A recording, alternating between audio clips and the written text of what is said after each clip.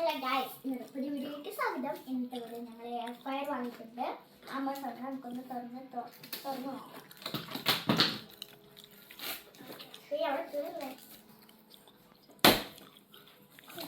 അയ്യോ അയ്യോ, ഇതേ ബുക്ക് അതിനായില്ല അങ്ങനെ നോക്കില്ല. അങ്ങനെയല്ലേ തീർക്കണ്ടേ? ഇതെന്താ സാധനം? നിങ്ങൾക്ക് എടുക്കാൻ പറ്റില്ല, എടുക്കാം.